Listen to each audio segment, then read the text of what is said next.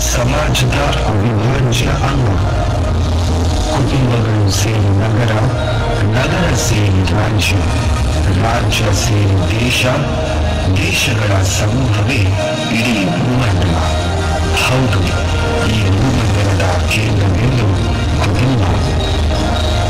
The most important thing in the world is family. The very alphabet of the word family. Family means father and mother, I love you. Albert Einstein said, "Rejoice with your family in the beautiful land of life." Yes, the most important thing in the world is family and love. ಪರಿಪೂರ್ಣತೆಯ ಪ್ರತಿಬಿಂಬ ಅಪ್ಪ. ಹೆಸರಿಡಲು ಗೊಂದಲ ಉಂಟಾಗುವ ಭಾವ ಅಪ್ಪ. ಸೌಮ್ಯತೆಯ ಸಾಗರ ಅಪ್ಪ. ನಂಬಿಕೆಯ ಬುನಾದಿ ತಂದೆ. ಸ್ವಾರ್ಥತೆಯ ತದ್ವಿರುದ್ಧ ರೂಪ ಅಪ್ಪ. ಆತ್ಮವಿಶ್ವಾಸದ ನಾದಿ ಅಪ್ಪ. ಅಗಣ್ಯ ಗುಣಗಳ ಗರಿಷ್ಠ ಮಟ್ಟ ಅದು ಅಪ್ಪ. ಆಕಾಂಕ್ಷೆಗಳ ಅಭೂತಪೂರ್ವ ಅಚ್ಚರಿ ತಂದೆ. ಸರಳತೆಯ ಅಪರೂಪದ ಮಾಣಿಕ್ಯ ಅದು ಅಪ್ಪ. ನೊಂದ ಮನಕ್ಕೆ ನವಚೈತನ್ಯ ಅಪ್ಪ. ಅದ್ಭುತವನ್ನೇ ಮೀರಿಸುವ ದೈವ ಸೃಷ್ಟಿ ಅಪ್ಪ. ಅಗಾಧ ಪ್ರೀತಿಯ ಕಡಲು ಅಪ್ಪ. ಚಾಂಚಲ್ಯ ಚಿಂತನೆಗಳ ಚಿಕಿತ್ಸಕ ಅಪ್ಪ. ಮುಗ್ಧತೆಯ ಸ್ವರೂಪಿ ಅಪ್ಪ.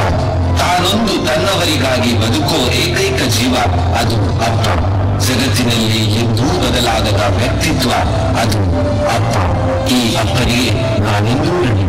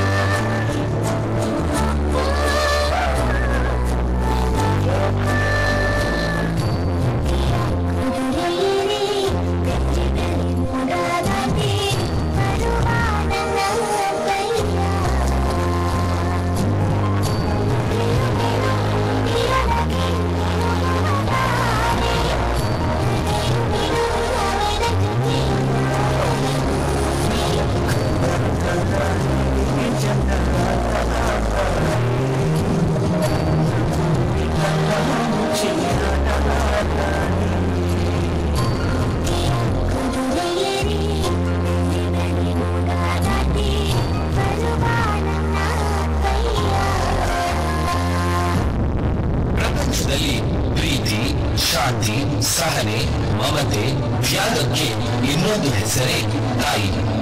ದೇವರ ಪ್ರತಿರೂಪನೇ ತಾಯಿ.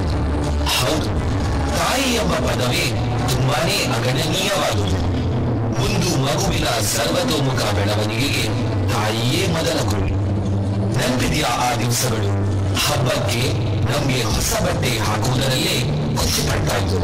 ಕಾಲು ಮಾತ್ರ ಹಳೆ ಸೀರೆಯಲ್ಲೇ ಸಮಾಧಾನ ಪಡ್ಕೊಂಡು ಕೇಳಿದ್ರೆ ಹೇಳ್ತಾ ಇದ್ದು, ಛೇ ನಂಗೆ ಯಾಕೆ ಹೊಸ ಬಟ್ಟೆ, ಇರೋದ್ರಲ್ಲೇ ತುಂಬಾನೇ ಖುಷಿ ಪಡ್ತಾ ಇದ್ದೇನೆ.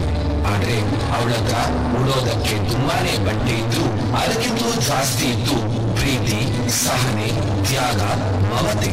ನಮ್ಮೆಲ್ಲರ ತಾಯಿಗೆ ನಾವು ಸದಾರಣಿ.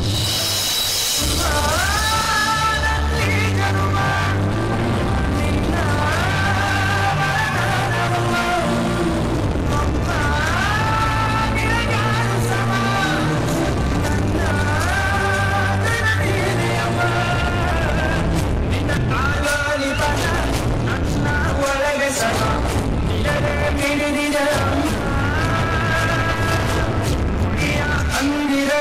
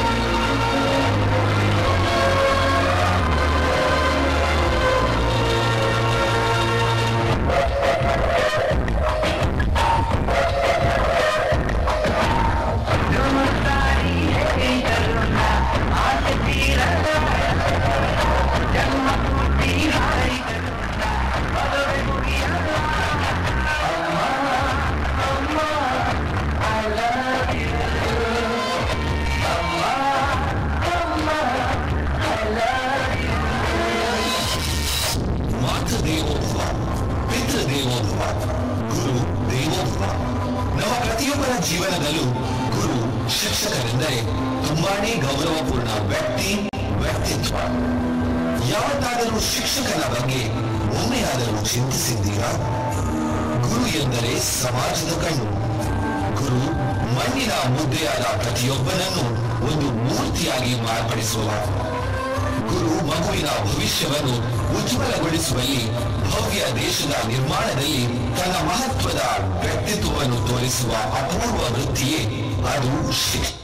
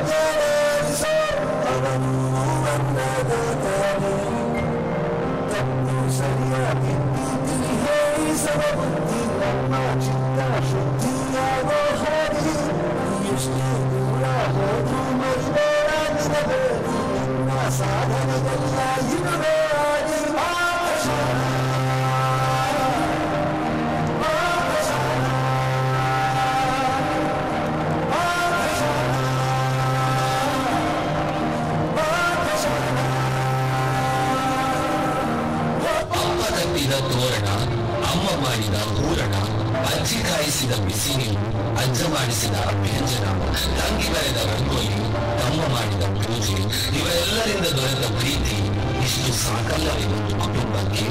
ಅಪ್ಪ ಅಮ್ಮ ಇಲ್ಲದವರು ಅನಾಥರಲ್ಲ, ಅಪ್ಪ ಅಮ್ಮನ ಬೆಲೆ ಗೊತ್ತಿಲ್ಲದವರು ನಿಜವಾದ ಅನಾಥರು. ನಮ್ಮೆಲ್ಲರ ಕುಟುಂಬವನ್ನು ಗೌರವಿಸೋಣ. ನಮ್ಮ ತಂದೆ, ತಾಯಿ, ಅಜ್ಜ, ಅಜ್ಜಿಯನ್ನು ಕಳಿಸಿದಂತಹ ಪ್ರತಿಯೊಂದು ಗುಣಗಳನ್ನು ನಮ್ಮ ಜೀವನದಲ್ಲೂ ಅಳವಡಿಸಿಕೊಳ್ಳೋಣ. ಮನೆಯೇ ಮೊದಲ ಪಾಠಶಾಲೆ, ಶಾಲೆಯೇ ಭವಿಷ್ಯದ ಮೆಟ್ಟಿಲು. ನಮ್ಮ ಗುರು ಹಿರಿಯರನ್ನು ಗೌರವಿಸಿ ವಿದ್ಯೆ